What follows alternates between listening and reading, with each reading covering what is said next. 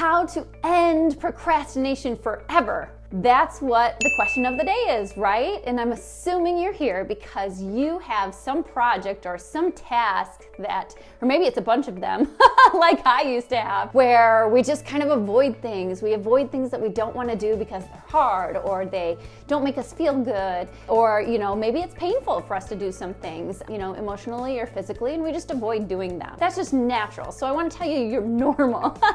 And it's easier for us to just flock to things that make us feel good, things that are easy that we can just check off our list. So procrastination is everywhere. I was a big procrastinator, and if that sounds like I'm describing you as well, I want you to know you're in the right place. We are going to get this done. We're going to stop procrastinating right now, and I'm just so glad to have you here. So grab your pen and paper, and I want you to think of a task right now while you're getting your paper and your pen that you are avoiding doing. Anything in the world, it doesn't matter what it is, I want to help you do it. We're going to solve it right now, and you are going to be able to leave this video and have a plan to get it done. Wouldn't that be awesome? Yes? Thumbs up if you think that would be awesome to have a plan to get this task done.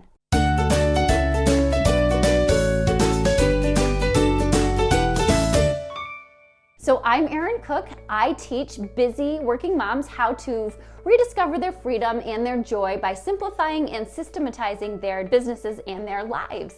And today I'm going to share a piece of that with you as well. Now at the end of this video, I'm also going to give you some really cool news. I haven't released it yet. Today you guys are going to be the first ones to know that I'm going to offer you not only my free work-life balance checklist, if you're someone that works from home, or maybe you work out of your home but you bring a lot of work home as well, and you want to have some help balancing your work and life schedule at home, I have a free download for you that I'll give you right at the end of this video, so stay tuned for that as well. But then there's going to be an announcement that's going to come along with anybody that has ever signed up for that worksheet checklist, so stay tuned for that. Now, I was born a procrastinator. I don't know about you, but as soon as I came out of the womb, I was bored with life. I was always somebody that, through high school, I didn't study when I was supposed to. I would wait till the morning of the test, or maybe the night before. I would study a few minutes and then take the test, and I was fine, right? High school was just boring. School was just boring. And it's not that I was brilliant, it was just, I didn't like anything that I was studying, and I just hated high school in general. So I put it off as much as I could. Fast forward to college. College, nobody tells you that you can't study the night before for college exams. So fast forward to college when I'm in my second month, my third month, and I'm getting ready for my test, my final, for the worst subject in the world. I hate science, and when you're a physical therapist, guess what all your classes are? They're all science. So this was my gross anatomy. And I had just gotten a new boyfriend when I went to school, and I married him, so I guess it was worth it. But so I had gotten this boyfriend, and I kept putting off studying for this exam. So guess what happened the night before this major exam that I had not studied one bit for all through that semester?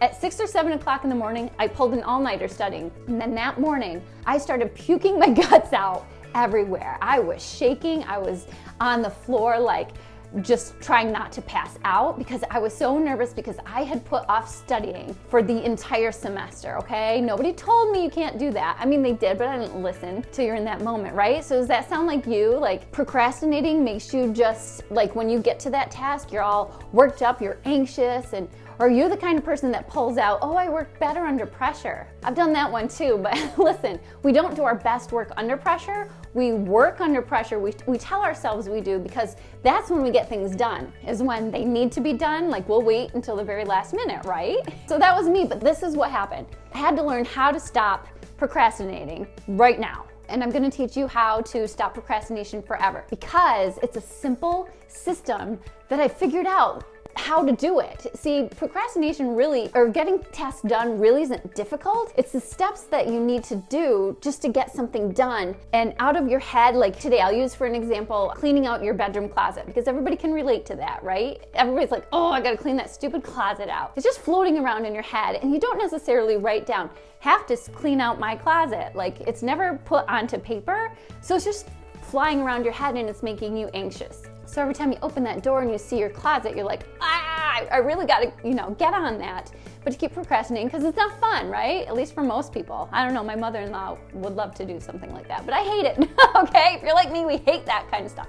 So we're gonna go to step 1. It sounds really stupid. This is the most important part of this process. You are going to take whatever task it is that you've decided on. I want you to break it down into steps as far as listing everything that needs to be done. So it's gonna be like a task list. So let's take, for instance, if it sounds confusing, the closet scenario. So let's say I have to clean up my bedroom closet. I want you to list all the things that have to do with cleaning out your closet. So you're gonna sort clothes, maybe by size, clean out the ones that don't fit. Maybe you're gonna have to look for holes in them. That's a different task. Maybe you're gonna have to just clean out seasonal items. So whatever it is, step by step. Maybe you store your underwear and your socks in your closet, or your bathroom towels, whatever it is, maybe your sheet sets. Every specific thing that you have to do, list it out, because the key is you want to make it less overwhelming. When it's just floating around in your head, you don't even realize all the things that you have to do, or you often blow them out of proportion and say, oh, there's just way too much to do, right? You just don't know how to approach it, so you just assume it's this terrible thing. But when you lay it out step by step, and not necessarily in any order, but just the steps that need to be done, it becomes much easier, okay? So go ahead right now, just jot a couple things down so that you go through the process, but you'll be able to go back to this whole 7-step process and go through these steps to get any task done that you've been procrastinating with, okay? So we're gonna end procrastination forever. So let's go to step 2. So next thing I want you to do, I want you to set a date. Now, you know when I talk a lot about goals, how you have to set a date?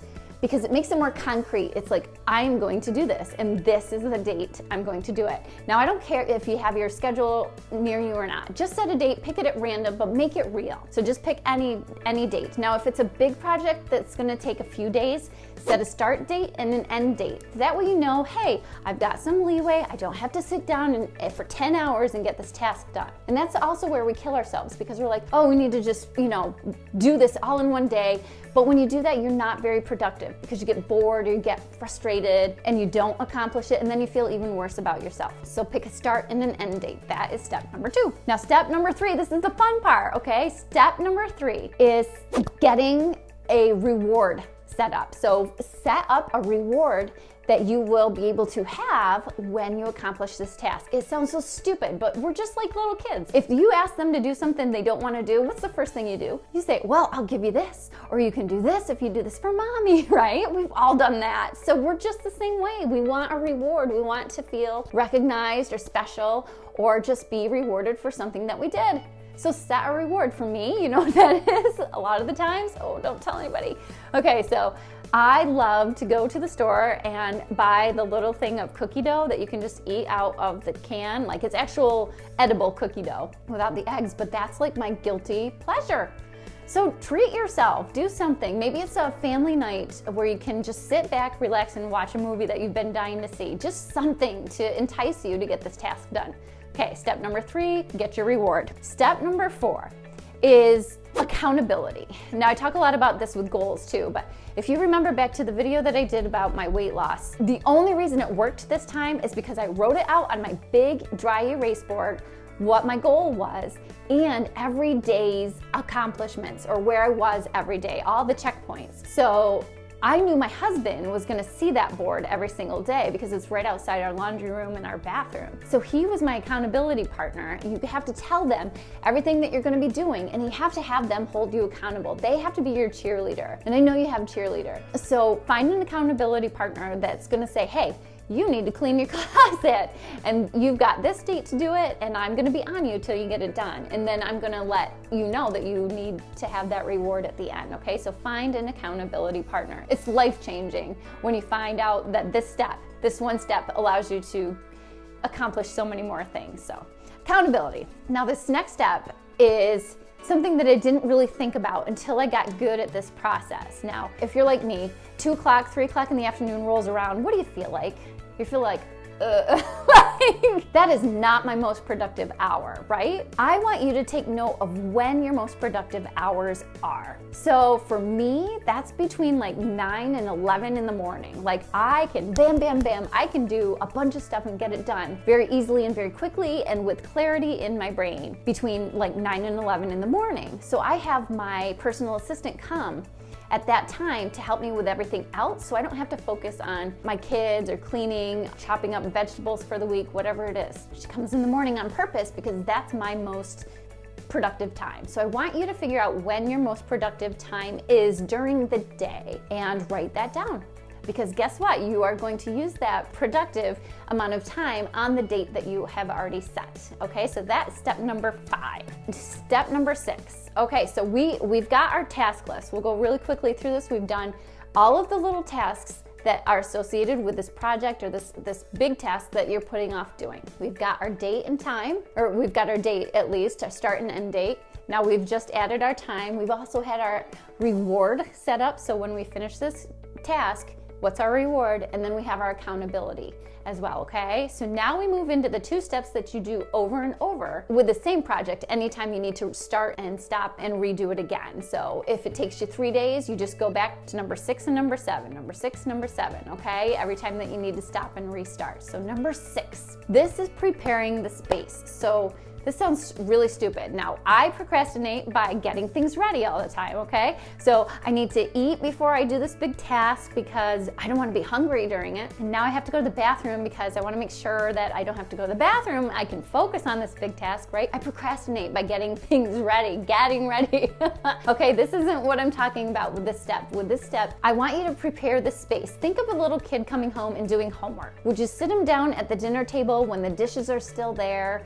Or maybe they have a big project due, okay, like you do. And you sit them down at the table and then they've got to get up to get the scissors. Then they sit back down and they cut. And then they got to get up to get the glue. And then they sit back down and cut. Like that wouldn't make sense. That's not productive. You need to prepare the space. So let's take, for instance, our closet. You need to maybe have some bins you're going to store clothing in if it's the seasonal aspect that you're cleaning out. Or maybe you have to get garbage bags to donate items or give them away. Whatever it is you need to prepare. And it's not always a lot, but get it all right there so you're not up and down, you know, going here and there trying to get your space ready and trying to, you know, do your task and then you're, oh, I forgot this. Just get it all done beforehand. The other key that I found is so helpful is having a notebook nearby. And you're like, what? Why do I need a notebook? Well, people that procrastinate often have their wheels just spinning all the time. You're thinking of things that you have to do or thinking of ways you can procrastinate. Take your notebook and just jot down whatever it is that you're thinking while you're doing your big task.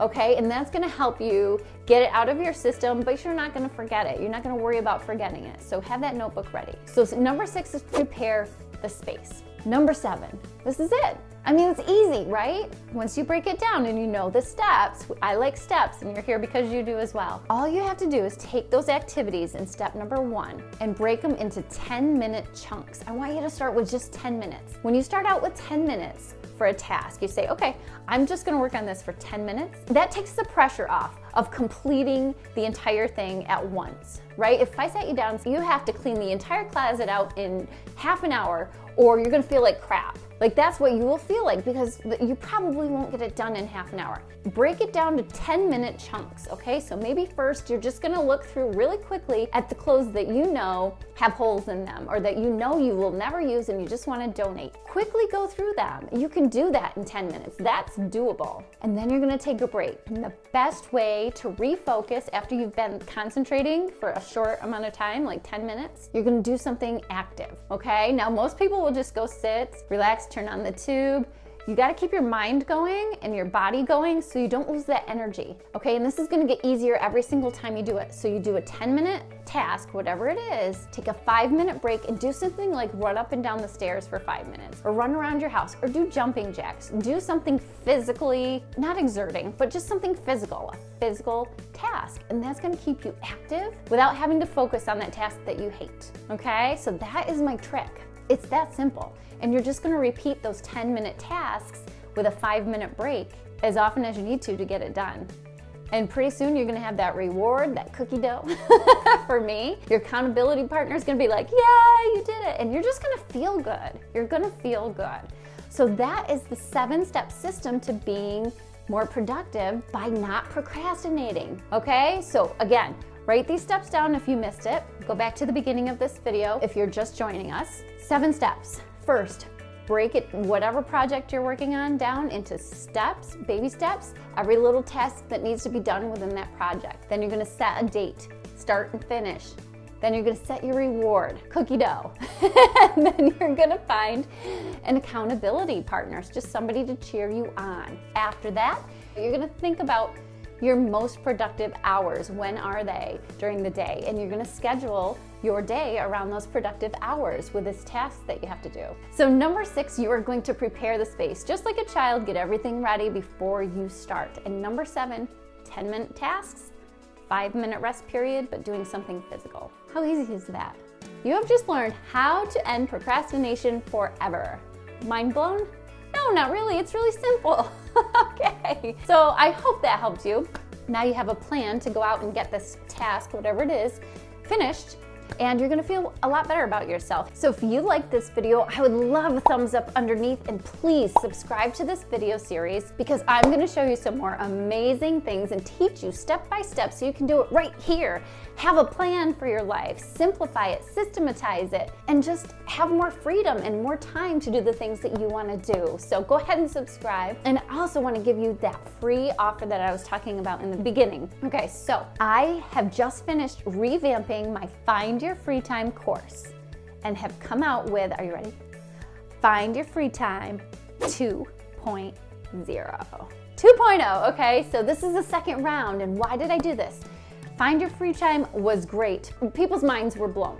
However, it was too big of a chunk of course material to look over at once. So now we've scaled it back so that you can have success right away. 20 minutes is all it is. It's a 20-minute couple videos that take 20 minutes to watch and complete as you're working through how to find your free time. And this is what it is. It is me showing you how to use your smartphone to have an extra hour at least per day.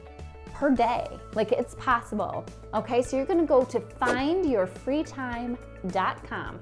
Findyourfreetime.com, okay? The link is right here. And you're gonna go there and sign up. It's free. It's free. We've made it free. It was $20. Right now it's going to be free because we are just launching it. So get in while you can to findyourfreetime.com. Again, it's going to show you how to use your smartphone to have at least an extra hour every single day. That's 28, 30 hours every month, like 30, 31 hours every month. What would you be able to do in that time? Like 31 extra hours. If somebody said, here, this month you're going to have 31 extra hours, what would you do? Oh my gosh, besides like sleep, right? If you have kids, that's what you're going to be doing. But no, really, it's to do whatever you want to do, and it's there. I help you find it. Okay, and I help you use your smartphone to do that. So go ahead to findyourfreetime.com. And that's all I'm gonna say about that, but it's super awesome. Find Your Free Time 2.0, and I will see you there. God bless you. You have a wonderful day, and I'll talk to you soon. Go ahead and subscribe, don't forget. Take care. You are going to go through and just do, sorry,